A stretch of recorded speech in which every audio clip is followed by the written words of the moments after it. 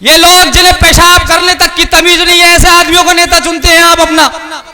हम भी चुनते थे, लेकिन हमें अकल लग गई, हमने छोड़ दिया। तो ऐसे लोगों को चुनने से कोई फायदा नहीं है।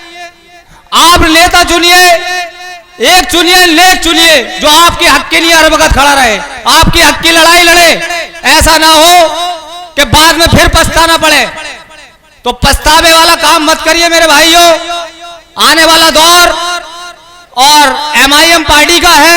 आप लोग सब जानते हैं कि जिस पार्टी का लीडर सिवाय कानून के अलावा दूसरी बात नहीं करता हो, और उस आदमी को आज तक कोई डिबेट में भी नहीं फांस पाया हो या हरा पाया हो, टीवी एंकरों में भी, तो आप समझिए उस आदमी की शख्सियत क्या होगी।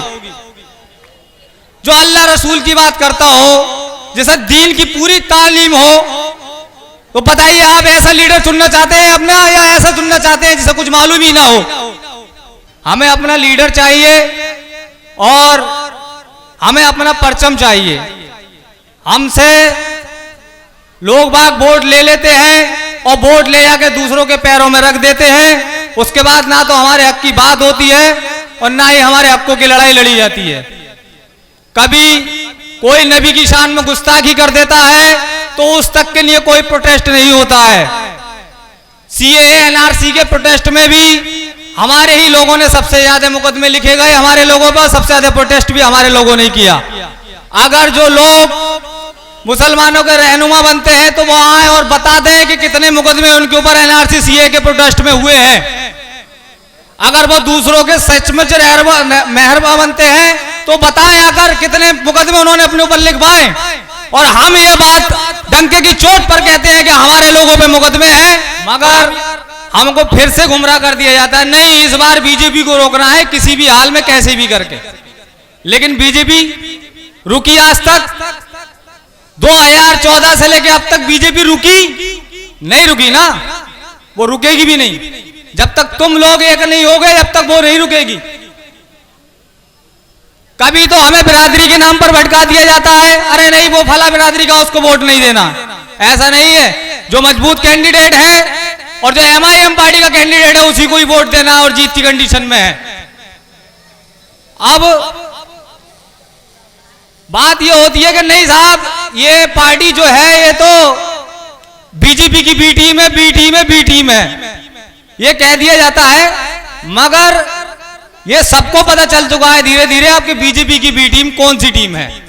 हम बीजेपी की बी टीम नहीं है। हमारे नेता सबसे ईमानदार, सबसे प्रतिभाशाली हमारे नेता हैं माननीय बैरिस्टर असदुद्दीन ओवैसी साहब। जो संसद में जब बोलते हैं तो बड़े बड़े अच्छों की बोलती बंद हो जाती है। ऐसे नेता को अपना नेता चुनना चाहिए, ना कि इन लोगों को जो संसद में बैठने के बाद गूंगे और बोरे हो जाए बिल्कुल जब मुसलमानों की हक की बात आए। तो ये लोग वोट तो ले लेते हैं, जब वहां बोलने की बारी आती है तो इनके मुंह पे टैप लग जाता है, ये बोल नहीं पाते हैं। क्या बताएं आप लोग कि ऐसे आदमी को अपना नेता चुनना चाहते हैं, या ऐसे आदमी को नेता चुनना चाहते हैं जो 5 वक्त का नमाजी और आपके हक की लड़ाई के लिए हर वक्त खड़ा हो? बताइए, हाथ उठाइए आप लोग। मैं झूठ बोल रहा हूं तो बताइए आप। ये लोग जिन्हें पेशाब करने तक की तमीज नहीं है, ऐसे आदमियों को नेता चुनते हैं आप अपना। हम भी चुनते थे, लेकिन हमें अकल लग गई, हमने छोड़ दिया। हमारे साथ कभी तो हमें गाय के नाम पर मार दिया जाता है, उस पर कोई नहीं बोलता। कभी किसी बात को लेकर झगड़ा हो जाता है, मुकदमे भी हम पर ही लगते हैं, मगर इनकी आवाज नहीं निकलती, क्योंकि इन लोगों को पता है कि अगर यहां से हम कुछ करेंगे तो वहां हमारे कान टैट कर दिए जाएंगे ऊपर से।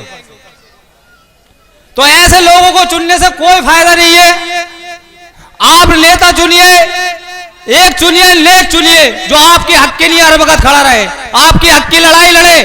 ऐसा ना हो कि बाद में फिर पछताना पड़े। तो पछतावे वाला काम मत करिए मेरे भाइयों। आने वाला दौर और MIM पार्टी का है। आप लोग सब जानते हैं कि जिस पार्टी का लीडर सिवाय कानून के अलावा दूसरी बात नहीं करता हो, और उस आदमी को आज तक कोई डिबेट में भी नहीं फांस पाया हो या हरा पाया हो, टीवी एंकरों में भी, तो आप समझिए उस आदमी की शख्सियत क्या होगी। जो अल्लाह रसूल की बात करता हो, जैसे दीन की पूरी तालीम हो, तो बताइए आप ऐसा लीडर चुनना चाहते हैं अपना, या ऐसा चुनना चाहते हैं जिसे कुछ मालूम ही ना हो? अभी ये फैसला आप लोगों को करना है कि गुड्डू भाई पिछली बार अच्छे खासे वोट थे, 2 नंबर पर थे। इस बार आप लोगों से गुजारिश है कि गुड्डू भाई एक प्रतिभाशाली और एक निष्पक्ष काम करने वाले नेता हैं और बहुत अच्छे आदमी हैं, समाज सेवी भी हैं बहुत अच्छे। तो आप लोगों से गुजारिश है कि गुड्डू भाई को ज्यादा से ज्यादा वोट देकर भारी मतों से विजयी बनाना है। ठीक है, मैं अपनी बात करूंगा। अस्सलाम वालेकुम।